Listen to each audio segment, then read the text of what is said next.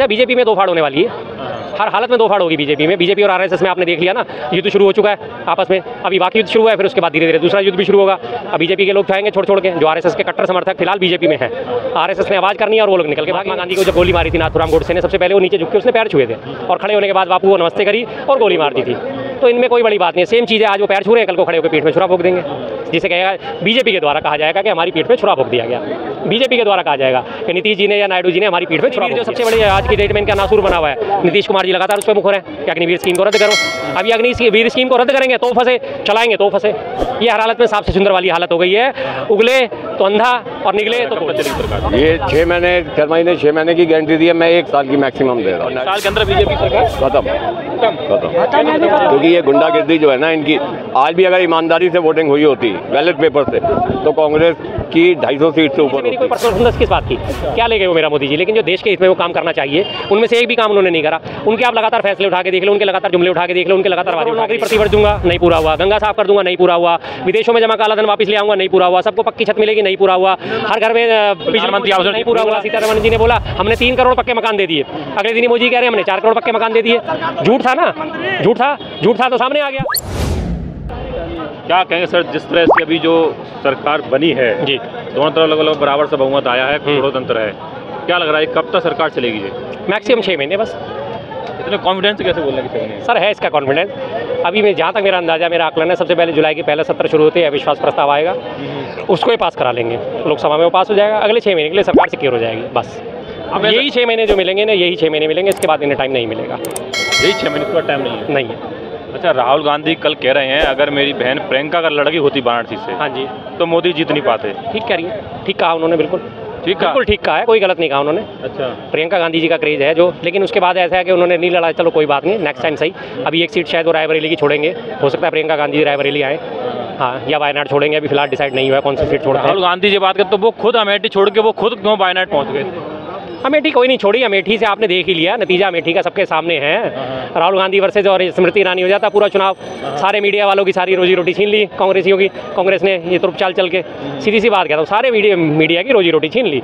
पूरा चुनाव का एक ही जगह केंद्रित होना था, राहुल गांधी वर्सेज स्मृति ईरानी।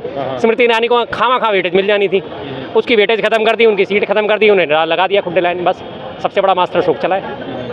तो क्या लगता है अब जो जैसे आपने कहा 6 महीने सरकार क्यों चली है, क्यों, जबकि देखा जाए तो इंडिया गठबंधन तरफ तो बहुत ही कम है, मतलब 99 सीटें कांग्रेस पास है और बहुत कम बहुमत से है। लेकिन आप इतना किसने कॉन्फिडेंस है? इंडिया गठबंधन फिलहाल 235 सीटों पे है और उन्हें सरकार बनाने के लिए 35 और 37 सीटें और चाहिए मात्र गिनती की। 37 सीटें में 272 उनकी, बीजेपी की तो खुद 240 सीटें है ना। बिल्कुल 240 है, बीजेपी में दो फाड़ होने वाली है, हर हालत में दो फाड़ होगी बीजेपी में। बीजेपी और आरएसएस में आपने देख लिया ना, युद्ध शुरू हो चुका है आपस में। अभी बाकी युद्ध शुरू हुआ है, फिर उसके बाद धीरे धीरे दूसरा युद्ध भी शुरू होगा। अब बीजेपी के लोग चाहेंगे छोड़ छोड़ के, जो आरएसएस के कट्टर समर्थक फिलहाल बीजेपी में है।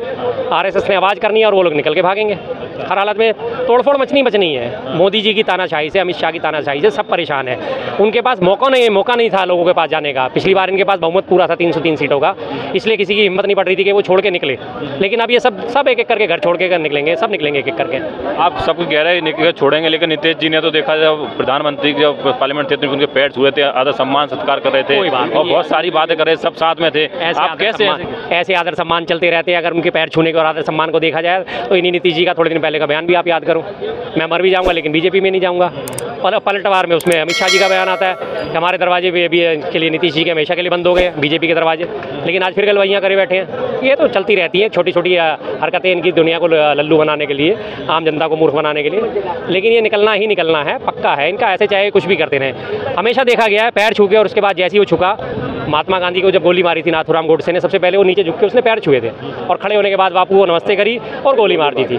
तो इनमें कोई बड़ी बात नहीं है, सेम चीज़ है। आज वो पैर छू रहे हैं, कल को खड़े होकर पीठ में छुरा भोग देंगे, जिसे कहेगा बीजेपी के द्वारा कहा जाएगा कि हमारी पीठ में छुरा भोग दिया गया। बीजेपी के द्वारा कहा जाएगा कि नीतीश जी ने या नायडू जी ने हमारी पीठ में छुरा भोग दिया है। बात नीतीश और नायडू की हो रही है, जैसे कि आप नीतीश नायडू की बात कर रहे हैं, लेकिन कांग्रेस भी तो नहीं प्रयास कर रही।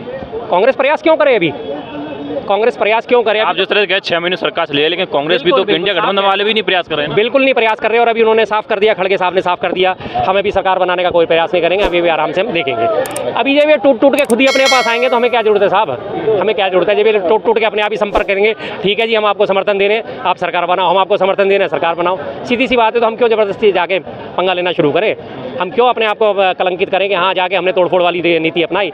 लोग अपने आप छोड़ के वापस आएंगे, और जब वापस आएंगे बहुमत का आंकड़ा हो जाएगा, अपने आप कहेंगे सरकार बनाओ जी, सरकार गिर जाएगी ऑटोमेटिकली। सरकार का दावा पेश करेगा इंडिया गठबंधन, गिर जाए अपने आप ऑटोमेटिक, बिल्कुल ऑटोमेटिकली होना है ये काम।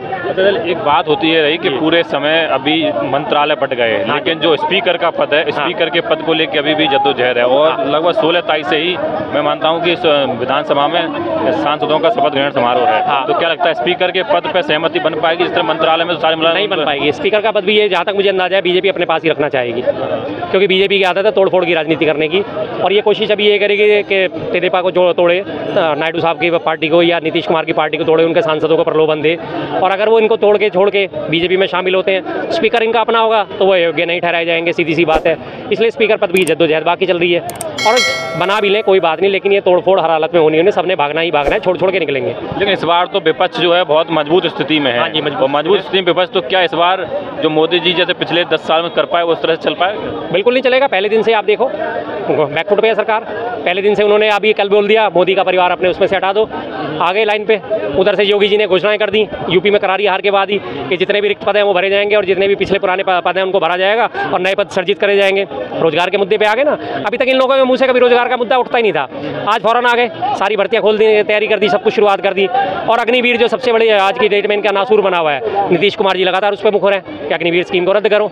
अभी अग्निवीर स्कीम को रद्द करेंगे तो फंसे, चलाएंगे तो फंसे। ये हर हालत में साफ से सुंदर वाली हालत हो गई है, उगले तो अंधा और निगले तो कोढ़ी। नीतीश कुमार जी पे ही इतना क्यों फोकस है?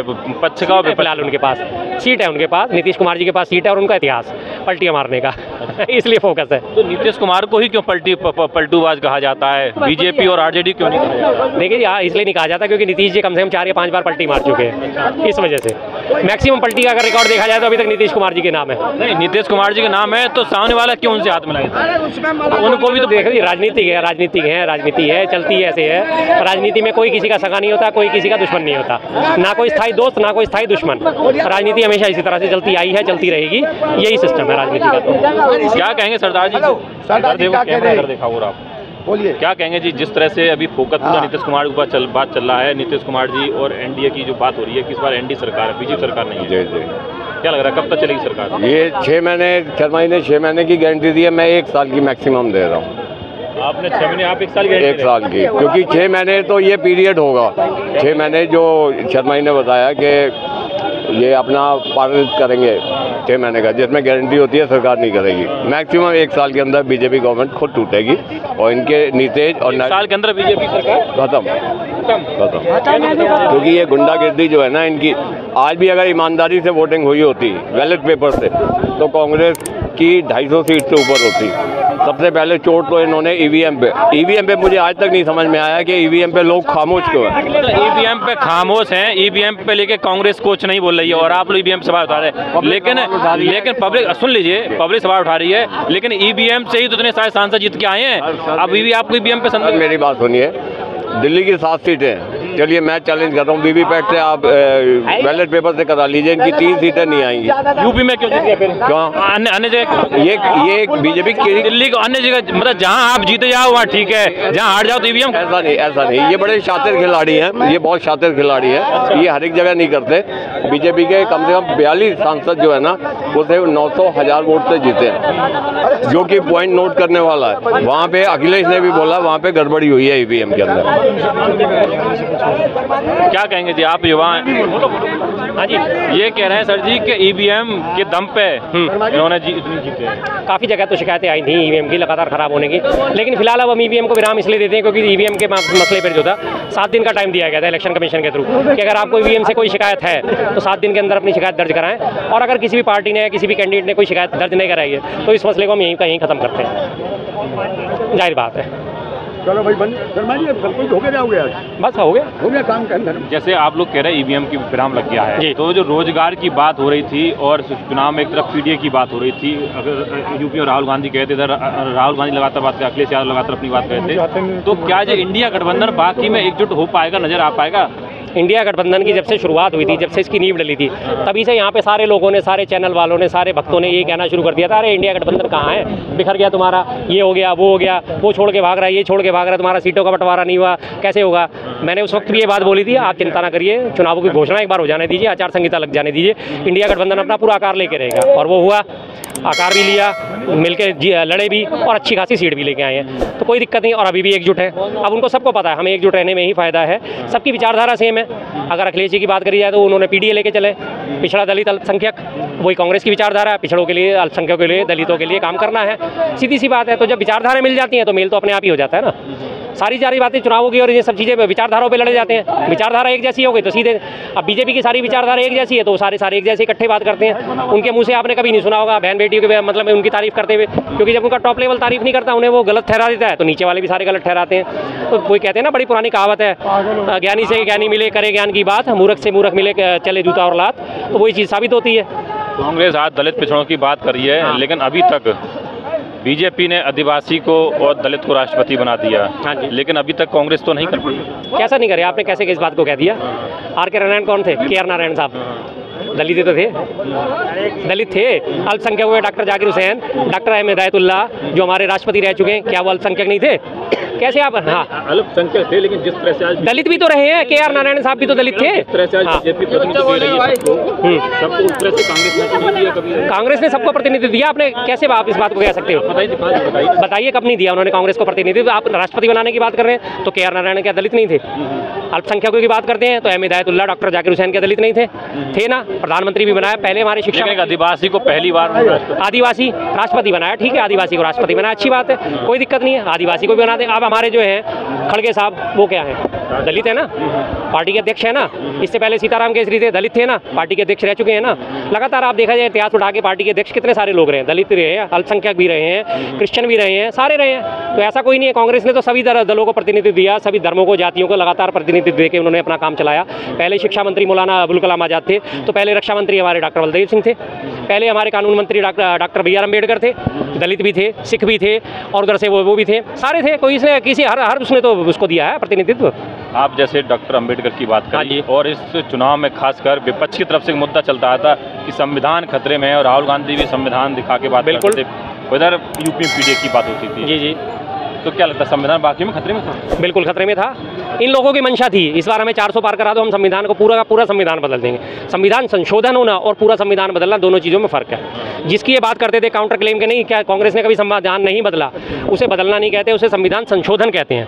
कोई भी एक चीज़ अगर एक कानून आज के अगर डेट में अप्रासंगिक हो गया है, वो कानून आज की डेट में नहीं चलता, तो उसे बदलना या उसमें चेंजेस करना, वो संशोधन होता है। पूरा संविधान बदलने की बात है। दिया कुमारी जो है उप मुख्यमंत्री राजस्थान की, उन्होंने बोला हमें 400 पार कराओ, हम संविधान बदलेंगे।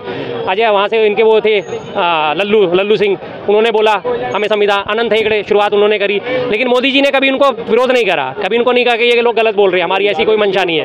इनडायरेक्टली सपोर्ट चल रहा था, दिखा दिया ना जनता ने, तो जनता तक ये मैसेज पहुँच गया। जी ने तो जीतने के बाद संविधान को ही सर माथे लगाया, उन्होंने कहा वही तो चीज़ है, वही तो संविधान से, क्योंकि वो घुटनों पे आ गए, बहुमत नहीं मिला, 272 का भी आंकड़ा पार नहीं कर पाया, तो उन्होंने करना ही था ये काम। अगर 272 का आंकड़ा वो पार कर लेते या 300 प्लस हो जाते, तो उन्होंने संविधान को नहीं चूमना था, कुछ नहीं करना था। उन्होंने वही अपनी हरकतें जारी रखनी थी, अपना घमंड सिरे माथे लेके चलना था उन्होंने। इतनी दिक्कत क्यों है मोदी से? क्या इतनी दिक्कत क्यों? इतना मोदी जी से दिक्कत नहीं है, उनकी नीतियों से दिक्कत है। मोदी जी से मेरी कोई पर्सनल खुंदस किस बात की, क्या ले गए वो मेरा मोदी जी, लेकिन जो देश के हित में वो काम करना चाहिए, उनमें से एक भी काम उन्होंने नहीं करा।